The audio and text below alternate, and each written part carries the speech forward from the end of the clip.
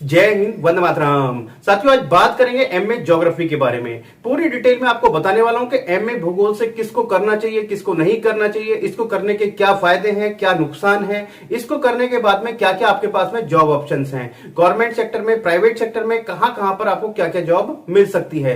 तो आज की वीडियो बहुत ही महत्वपूर्ण होने वाली है। यदि आप भी जानना चाहते हैं एमए ज्योग्राफी के बारे में तो वीडियो में अंत तक बने रहिएगा। और यदि आप चैनल पर पहली बार आए हैं तो चैनल जो सब्सक्राइब कर लीजिएगा, बेल आइकन को प्रेस कर लीजिएगा, क्योंकि मैं आपके लिए इसी तरीके की इन्फॉर्मेटिव वीडियो लाता रहता हूं।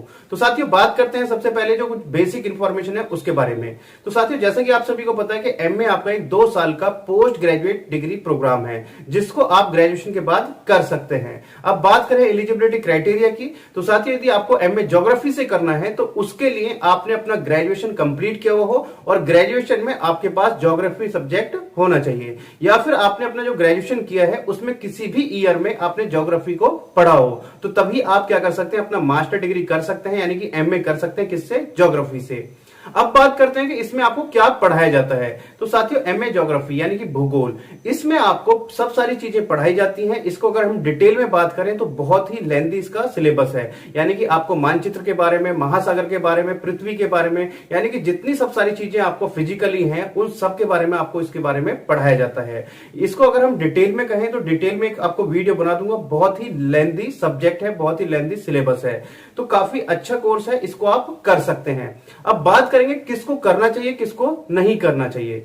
साथियों, यदि आपको सिविल सर्विसेज की तरफ जाना है, आपको सिविल सर्विसेज की तैयारी करनी है, तो आप एमए ज्योग्राफी से आप कर सकते हैं। वहां पर आपको बहुत हेल्प मिलने वाली है। वहां पर जैसे कि आपने देखा होगा मानचित्र विशेषज्ञ, आपको बहुत सारी चीजों का वहां पर नॉलेज हो जाएगा। वहां पर आपको जो पृथ्वी भूगोल के बारे में, जो आपका भूगोल है उसके बारे में आपको सब सारी चीजें, यानी कि मान के चलिएगा 10 to 15% आपका जो सिलेबस है आपका ज्योग्राफी का होता है, तो वहां पर आपको बहुत ज्यादा हेल्प मिलेगी। तो ज्योग्राफी यानी कि यदि आप सिविल सर्विसेज की तरफ आप जा रहे हैं तो आप एमए ज्योग्राफी से कर सकते हैं, पहला एडवांटेज।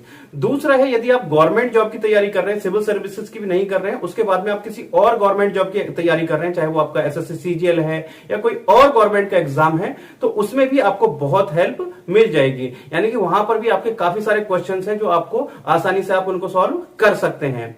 अब इससे आगे बात करें साथियों, यदि आपको ज्योग्राफी का टीचर बनना है तो उसके लिए भी आप अपना ज्योग्राफी आप पढ़ सकते हैं, एमए आप कर सकते हैं। उसके बाद में आप पीजीटी के फॉर्म भर सकते हैं, तो आप अपना 12th क्लास तक के टीचर बन सकते हैं पीजीटी का फॉर्म भरने के बाद में। यानी कि यदि आपका पीजीटी का फॉर्म क्लियर हो जाता है तो आप ज्योग्राफी के क्या हो जाते हैं, टीचर बन जाते हैं।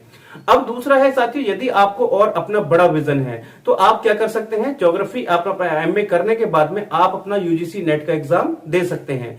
यूजीसी नेट का यदि आपका एग्जाम क्लियर हो जाता है तो आप कॉलेज या यूनिवर्सिटी में एज असिस्टेंट प्रोफेसर पढ़ा सकते हैं। आप क्या बन जाते हैं, एज असिस्टेंट प्रोफेसर बन जाते हैं। और यूजीसी नेट में यदि आप ज्योग्राफी से करते हैं तो आपका जो कहें कि जो कंपटीशन है वो भी बहुत कम है। तो आप अपना यूजीसी नेट का एग्जाम क्लियर करने के बाद में कॉलेज या यूनिवर्सिटी में प्रोफेसर बन सकते हैं। इससे आगे बात करें साथियों, आप यदि एमए ज्योग्राफी से करते हैं तो उसके बाद में आप यूजीसी नेट का एग्जाम देंगे और उसमें यदि आपका अच्छा स्कोर आ जाता है तो आपको मिल जाता है जेआरएफ, यानी कि जूनियर रिसर्च फेलोशिप। तो उसके बाद में आप क्या कर सकते हैं, पीएचडी कर सकते हैं। यानी कि ज्योग्राफी में आप पीएचडी कर सकते हैं, रिसर्च कर सकते हैं। काफी सारी आपके पास उसके बाद में जॉब अपॉर्चुनिटीज होंगी, काफी अच्छी अच्छी जॉब अपॉर्चुनिटीज होंगी वहां पर।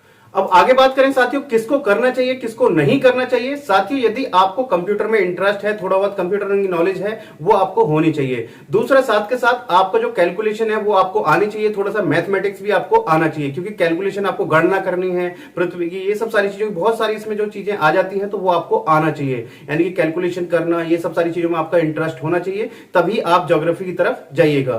तो साथियों, आप समझ गए होंगे किसको करना चाहिए, किसको नहीं करना चाहिए। तो साथियों, यदि आपको वीडियो पसंद आई हो, यदि आपको इंफॉर्मेटिव लगी हो तो वीडियो को लाइक कर दीजिएगा और चैनल पर पहली बार आए तो चैनल को सब्सक्राइब कर लीजिएगा।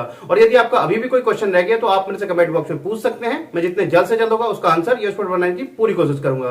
तो चलिए साथियों, मिलते हैं आपसे नेक्स्ट वीडियो में कुछ नई अपडेट के साथ। तब तक के लिए जय हिंद, जय भारत।